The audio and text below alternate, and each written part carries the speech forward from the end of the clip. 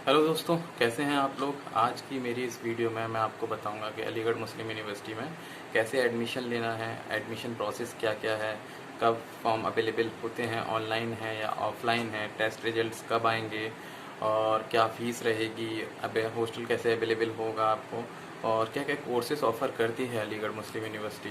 क्योंकि बहुत सारे लोग होते हैं जो एडमिशन लेना चाहते हैं बट लैक ऑफ नॉलेज, उनको पता नहीं चल पाता और फॉर्म की डेट्स निकल जाती हैं। तो मैं आज की वीडियो में ये सब कवर करूँगा। तो बेसिकली सबसे पहले तो शुरुआत करते हैं कि अलीगढ़ मुस्लिम यूनिवर्सिटी के फॉर्म कब आते हैं।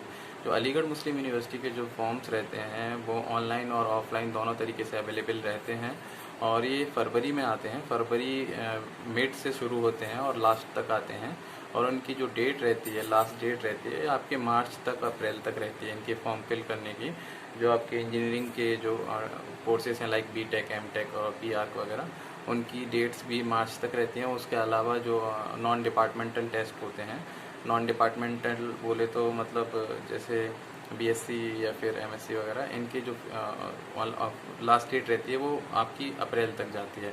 तो शुरुआत करते हैं कि क्या क्या कोर्सेज ऑफ़र करती है। मैं आपको ब्रीफ बता रहा हूँ कोर्सेज में। जैसे फैकल्टी ऑफ साइंस में जाएंगे तो आपको बीएससी और एमएससी दो तरीके के कोर्सेज ऑफ़र होते हैं, जिसमें आपको केमिस्ट्री ऑनर्स है, फिजिक्स ऑनर्स है, मैथमेटिक्स है, स्टैटिक्स है और जियोग्राफी है। इस तरीके से बहुत सारे कोर्सेज आपको ऑफ़र किए जाते हैं और भी कोर्सेज हैं इसमें, वो आपको ऑफ़र किए जाते हैं। इसी तरीके से एमएससी भी ऑफ़र है, इस कोर्सेज़ को ऑफ़र करती है।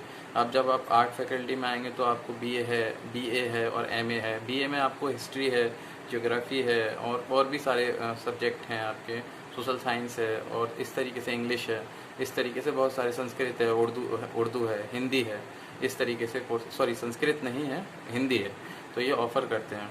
इसी तरीके से इंजीनियरिंग फैकल्टी में जाएंगे, वो तो बहुत मशहूर है, हर किसी को पता है, फेमस है। बीटेक और एमटेक और बीआर यहाँ का फेमस है। इसी तरीके से मेडिकल में जाएंगे तो यहाँ का JLN degree college, JLN medical college जो अपने आप में ही काफ़ी मशहूर है और उसमें आपके कोर्सेज एमबीबीएस है, आपका बीडीएमएस है। और इसी तरीके से अलीगढ़ मुस्लिम यूनिवर्सिटी में यूनानी कोर्सेज भी होते हैं, जिसमें आपका बीयूएमएस वगैरह भी होता है। इसी तरीके से मुख्तलिफ कोर्सेज रहते हैं, काफ़ी डिफरेंट कोर्सेज रहते हैं। बॉटनी भी है, बॉटनी से भी बीएससी होती है, बायोटेक्नोलॉजी है और जियोलॉजी है और जूलॉजी है। इसी तरीके से बहुत सारे मुख्तलिफ कोर्सेज हैं। तो आपको करना क्या होगा कि आपको इंतज़ार करना पड़ेगा फरवरी में इसके फॉर्म्स आते हैं। फरवरी में आप इसके फॉर्म्स को ऑनलाइन और ऑफलाइन सबमिट कर सकते हैं। इसकी एक बहुत कम फीस रहती है एज़ कम्पेयर और किसी यूनिवर्सिटी से, जो आप इसको ऑनलाइन, ऑफलाइन, चालान के थ्रू, ठीक है, या डिमांड ड्राफ्ट के थ्रू आप इसको जमा कर सकते हैं। आप इसको बाई कोरियर भी भेज सकते हैं और इसको आप बाई ऑनलाइन भी फिल कर सकते हैं। अच्छा, अब बात आती है कि इसकी जो टेस्ट होते हैं उसके रिजल्ट्स, सॉरी, जो आपने फॉर्म भरा है उसके टेस्ट कब होते हैं। तो बेसिकली आपके जो फॉर्म फिल करने के बाद उसके टेस्ट जो होते हैं अप्रैल के लास्ट से शुरू हो जाते हैं। मैं ये सब जो सिनेरियो आपको बता रहा हूँ ये कोविड से पहले का सिनेरियो है। अभी कोविड की सिचुएशन ऐसी है कि जिसकी वजह से सब शेड्यूल अभी डिसबैलेंस हो गया है, कुछ भी अभी बैलेंस में नहीं है इसकी वजह से।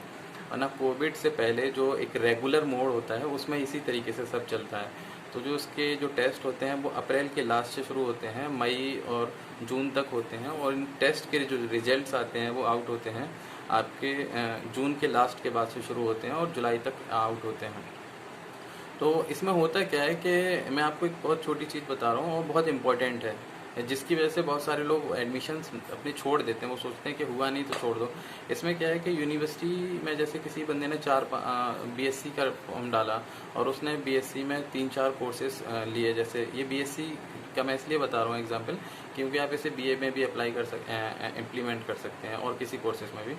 तो आपने बीएससी डाली फिजिक्स से, केमिस्ट्री से, मैथ से, ठीक है।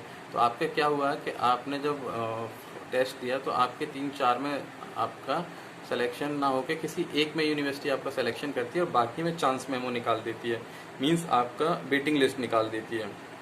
तो कभी कभी वेटिंग लिस्ट आपकी ज़्यादा रहती है तो उस उम्मीद में क्या करते हैं लोग के छोड़ देते हैं कि यार वेटिंग लिस्ट ज़्यादा है। तो हमको ऐसा नहीं करना है। बेसिकली क्या होता है, बहुत सारे लोग एडमिशन तो पहले ले लेते हैं, लेकिन जब अगस्त तक क्या होता है कि लोगों का एडमिशन और किसी यूनिवर्सिटी में हो जाता है और मुख्तलिफ कोर्सेज में हो जाता है, लाइक आपका बीटेक में हो जाता है और एमटेक में हो जाता है या फिर किसी और कोर्सेज में हो जाता है, तो वो अपने एडमिशन्स कैंसिल कराते रहते हैं। तो जिसकी वजह से क्या होता है कि जो वेटिंग में होते हैं उनका नंबर आने के चांसेस रहते हैं। तो आपसे मेरी ये रिक्वेस्ट है कि आप टाइम टू टाइम देखते रहें, डिपार्टमेंट से कांटेक्ट में रहें कि आपकी वेटिंग कहाँ पे पहुँची, आपकी वेटिंग कितनी क्लियर हुई है, यह पता करते रहें। अच्छा चलिए अब बात करते हैं कि हॉस्टल कैसे अवेलेबल होगा। शुरुआत में क्या होता है, आपने जैसे फॉर्म डाला और आपका एडमिशन हो गया, आपके फीस वगैरह भी सबमिट हो गई, तो आपको हॉस्टल मिलने के चांसेस थोड़े से कम रहते हैं फर्स्ट ईयर में।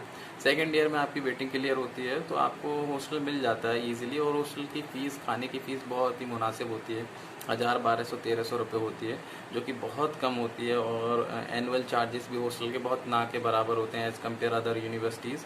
और आपको खाना भी बहुत अच्छा मिलता है। और बहुत सारे लोग कहते हैं कि यार हॉस्टल में रहोगे तो आपको नॉन वेज ही खाना पड़ेगा। नहीं, ऐसा कुछ नहीं है। यहाँ पे वेज अलग मिलता है, नॉन वेज अलग मिलता है। तो जो लोग शाकाहारी खाते हैं, जो हमारे गैर मुस्लिम्स ब्रदर हैं, उनके लिए भी खाना अच्छा मिलता है, उनको कोई दिक्कत नहीं होती है। तो ईज़िली वो लोग यहाँ पे अफोर्ड कर सकते हैं हॉस्टल को।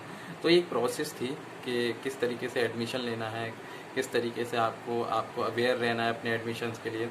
फ़ीस इसकी बहुत कम होती है, आपको ऑनलाइन इसके साइट्स पे मिल जाएगी। मैं इसलिए नहीं बता रहा हूँ क्योंकि अपडेट होती रहती है फ़ीस इसकी, तो आप ऑनलाइन जाके देख सकते हैं। ये मेरी एक छोटी सी वीडियो थी, हो सकता है आप लोगों के।